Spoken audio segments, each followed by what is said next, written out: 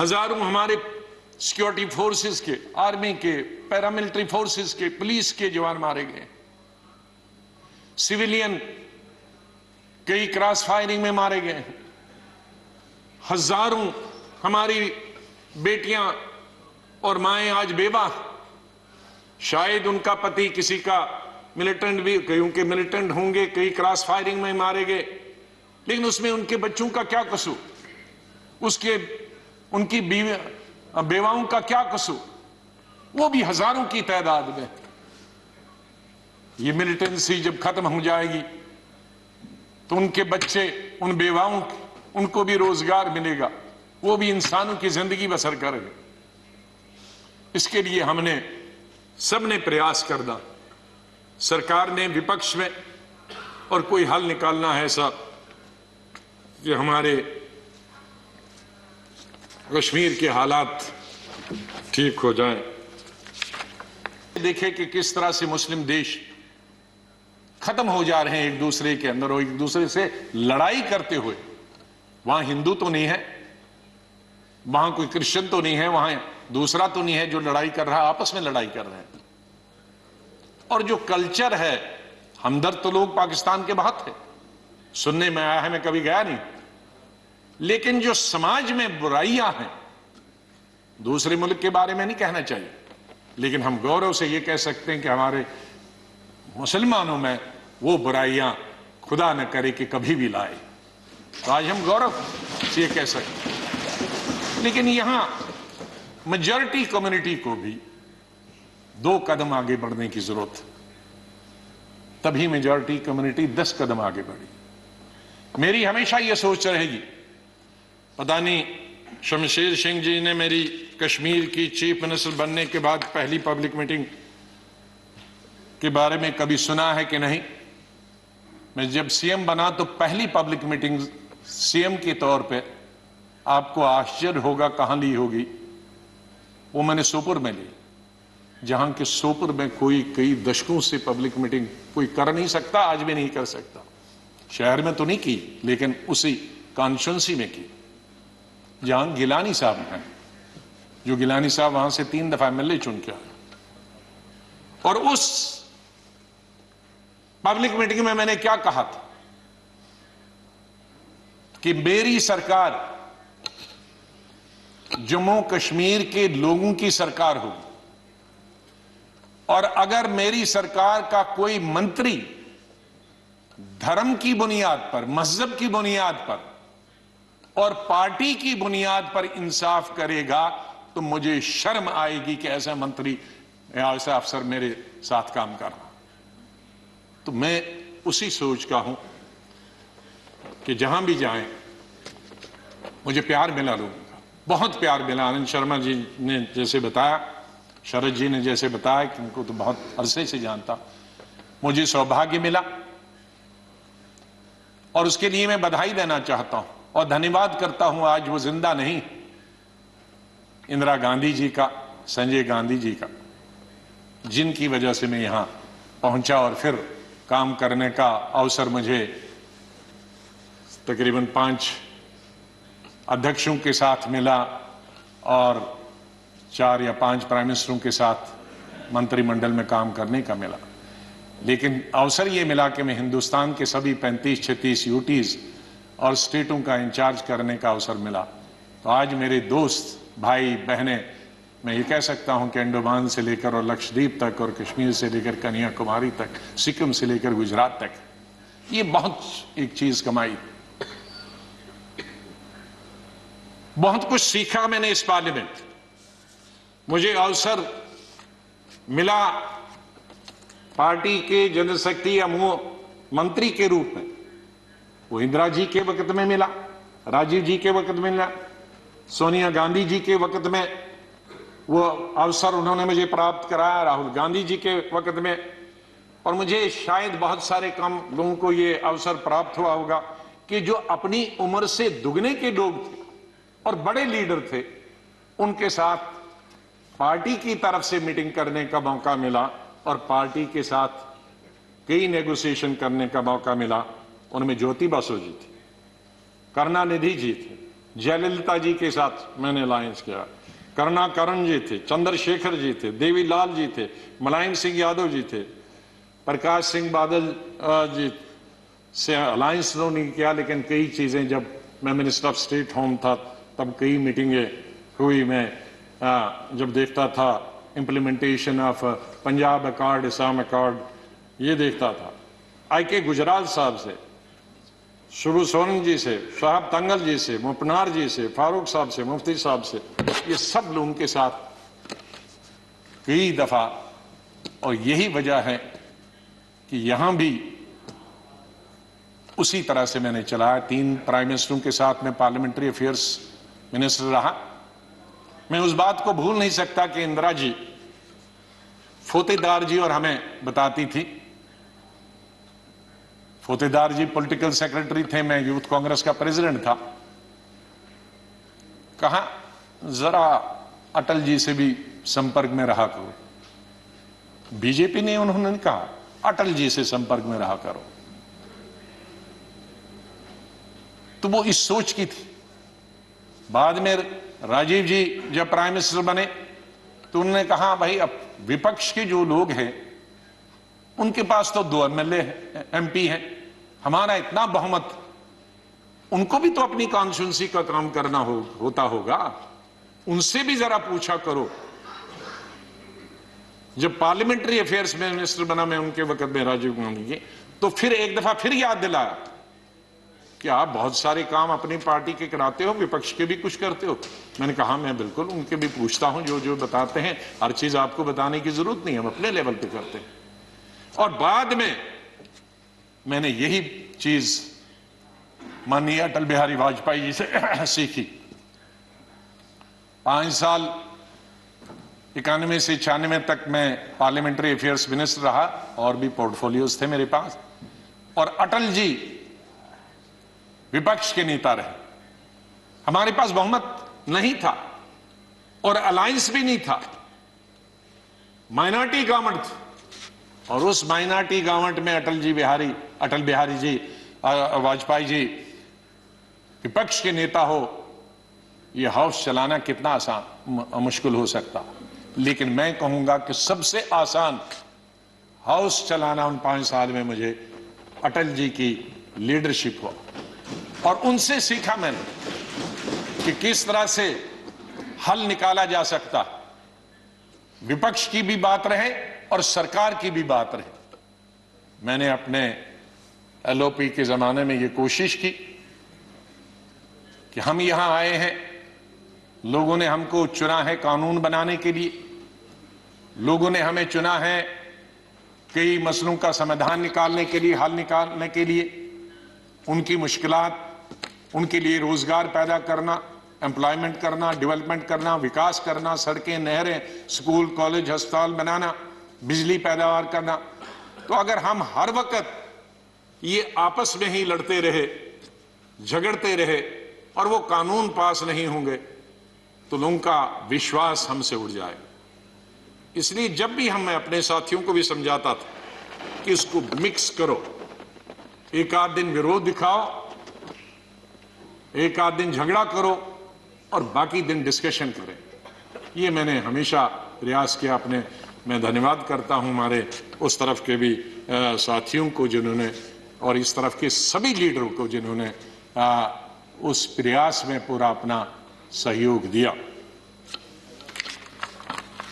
मैं अपनी बात गृह मंत्री जी को स्टेटमेंट देना था, मैं उनका धन्यवाद करता हूं, और सबसे ज्यादा धन्यवाद मैं प्राइम मिनिस्टर का करता हूं कि आपने सबको सुना, आपने इतना समय 2 घंटे से ज्यादा यहां समय दिया। आप बहुत भावुक हुए और सच है, हकीकत। अगर सच बताएं सर, मेरे माता पिता की जब डेथ हुई मेरे आंखों से आंसू निकले, लेकिन मैं चिल्ला के रो नहीं पाया। मैंने जिंदगी में सिर्फ चिल्ला के रोया। और जब रोता है इंसान तो वो कोई चिल्ला के रोने के लिए तो आपको आर्टिफिशियल होने की जरूरत नहीं। वो थी पहली संजय गांधी की मौत, इंदिरा गांधी की मौत, राजीव गांधी की मौत अलग अलग जगह थी, क्योंकि तीनों मौतें अचानक हो गई थी। शायद अगर नेचुरल मौत होती तो वो चीख नहीं निकलती। और चौथी थी जब सुपर सुनामी आ गया था उड़ीसा में 99। मैं हॉस्पिटल गया अपने पिताजी को दिखाने के लिए और उन्होंने कहा कि इनको गैलेपिन कैंसर है। मुझे तब तक ये गैलेपिन कैंसर का नहीं, कैंसर मालूम, गैलेपिन। तो मैंने पूछा इसका क्या मतलब हुआ कि ज्योग्राफिकल रेशो से बढ़ता है, 2 का 4, 4 का 8, 8 का 16, 16 का 64, जो बढ़ जाता है। और इसकी अपर लिमिट है 21 दिन। तो 21 दिन आप कहीं मत जाओ। दोपहर को मैं ये लेके आया और सुबह हमने प्रोग्राम बनाया कहीं जाने का, इनको घुमाएंगे। मिसेस गांधी का शाम को फोन आया कि वहां साइक्लोन है, कोई दूसरे जनरल सेक्रेटरी हैं वो जाना नहीं चाहते और तुम ही जा सकते हो। अब मैं उनको कहता कि मैं, अगर मेरे डॉक्टर ने ये कहा है तो कहेंगी बहाना कर रहा। तो मैं अपने पिताजी को छोड़कर, मैंने कहा 2 दिन में वापस आऊंगा। गुजरात के, ये उड़ीसा के लोगों के लिए एक नई बात कहता हूं, क्योंकि इसका लुल्लू, इसका गवाह था, वो इस दुनिया में नहीं रहा। हमारे कांग्रेस का यंग लीडर था, यूं बहुत हाउस होल्ड नेम है आज भी। उड़ीसा जब एयरपोर्ट पे पहुंचा तो 1000 आदमी था, लड़के। तो कहा सर पैदल चलना है, क्योंकि सारे पेड़ जो हैं, शहर पानी में है और सारे पेड़ सड़कों पर, तो ये 10-12 किलोमीटर पैदल चलना। चले हम। तो सबसे बड़ा काम क्या था पहला, और मिनिस्टर कोई नहीं, चीफ मिनिस्टर भाग गए थे, मिनिस्टर भाग गए थे, कोई एडमिनिस्ट्रेशन, कोई। दुकानें तोड़कर मैंने उनकी लिस्ट बनाई पुलिस की मदद से कि उनको पैसे देंगे बाद। हमने हथियार लिए जंगल काटने के, 3 रातें और 3 दिन। और अटल जी से जाते ही मैंने फोन पे संपर्क किया, अटल जी प्राइम मिनिस्टर, कि ये स्थिति है और हम सड़क तैयार करेंगे, तब आप आइए ताकि हम वहां समंदर तक पहुंच जाएं। 3 रात और 3 दिन हम तकरीबन 1000 लड़के यूथ कांग्रेस के मैंने लगाए काटने में और सड़क। फिर पीएम को फोन किया, फिर वो हेलीकॉप्टर से आए, फिर उनसे राशन मंगाया, फिर उसके बाद मैंने सोनिया गांधी जी को कहा। तो और वहां मैं रोया जब मैंने लाशें देखी, सैकड़ों लाशें तैर रही थी जब हम समंदर के किनारे तक पहुंचे, वहां मैं चिल्ला के रोया। वो 4थी दफा था। और 5वीं दफा जिसका उल्लेख माननीय प्रधानमंत्री जी ने किया और वो भावुक हुए। मैं 2005 में जब चीफ मिनिस्टर बना नवंबर में, और मई में जब दरबार कश्मीर में खुला, तो मेरा स्वागत गुजरात के मेरे भाइयों और बहनों की कुर्बानी से हुआ। मैं अभी 2 ही दिन पहले पहुंचा था, तो वहां स्वागत करने का मिलिटेंट का यही तरीका था कि आप हत्या करो गरीबों की तो वही स्वागत होता। उसका मतलब था कि हम हैं, इस गलतफहमी में न रहना। निषाद बाग जो कि राजभवन के साथ, वहां बस से, उस पर लिखा था गुजरात की बस, उसमें हमारे तकरीबन 40-50 गुजरात के हमारे भाई बहनें टूरिस्ट, उस पे उन्होंने ग्रेनेड लगाया और मेरे ख्याल में दर्जन से ज्यादा लोग वहीं हताहत हो गए और कई जख्मी हो गए। मैं एक फौरन तुरंत जगह पे पहुंचा, लेकिन तब तक पुलिस ने वो हटा दिया था। फिर मैं, जैसे माननीय प्रधानमंत्री जी, इन्होंने भी डिफेंस मिनिस्टर से बात की, मैंने प्रधानमंत्री जी से बात की, जहाज आया मी-8 उनको लेने के लिए। लेकिन जब मैं एयरपोर्ट पे पहुंचा तो जाहिर है सिक्योरिटी वाले कहते हैं कि सीएम आ रहे हैं, सीएम आ रहे हैं। एयरपोर्ट पे ये सब जाने के लिए तैयार थे। हमारे जख्मी भाई, छोटे छोटे बच्चे। तो जब मैं एयरपोर्ट पे पहुंचा तो इन बच्चों ने, जिसका किसी का पिता मर गया था, किसी की मां मर गई थी, वो रोते रोते मेरे टांगों से जब लिपट गए तो मैं जोर से मेरी आवाजें निकल गई, ए खुदा ये क्या तुमने किया। मैं कैसे जवाब दूं इन बच्चों को, मैं कैसे जवाब दूं उन बहनों को जो यहां तफरी के लिए आए थे, सैर के लिए आए थे, और आज मैं लाशें लेकर इनके हवाले कर रहा हूं उनके माता पिता के। तो ये भावुक होने की जरूरी बात है। आज हम ये अल्लाह से, भगवान से यही दुआ करते हैं कि इस देश से मिलिटेंसी खत्म हो जाए, इस देश से आतंकवाद खत्म हो जाए।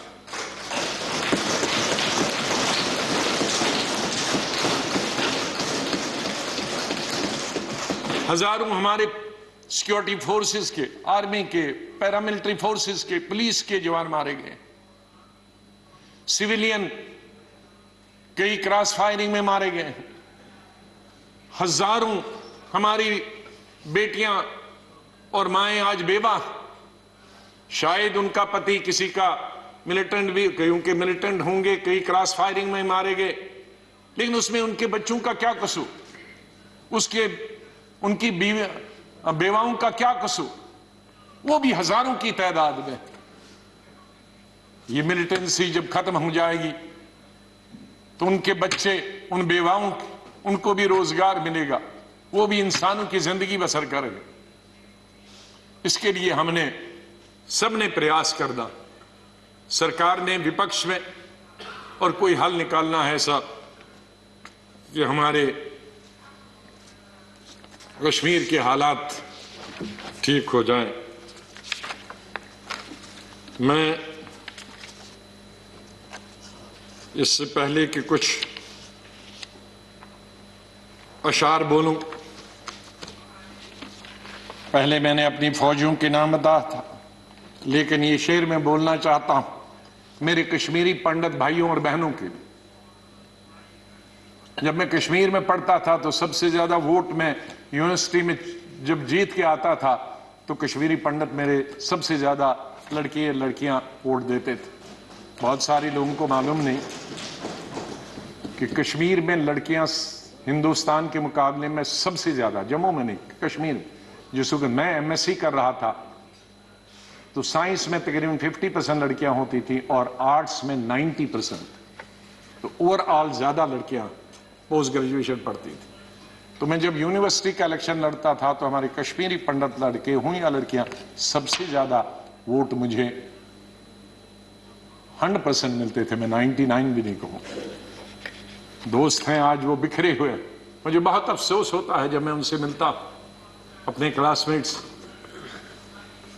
ये उन कश्मीरी मेरे भाई पंडितों के नाम जिनके जो घर से बेघर हो गए, उन कश्मीरी बेवाओं के जो बेवाएं हुई हैं और बच्चे हुए और जो वहां से बिछड़ गए, उनके लिए शेर अर्ज करता हूं। गुजर गया, और ये हमारा जो आज मुद्दत खत्म हुई इसके लिए भी कह सकता हूं, गुजर गया वो जो छोटा सा एक फसाना था, गुजर गया वो जो छोटा सा एक फसाना था, फूल थे, चमन था, आशियाना था।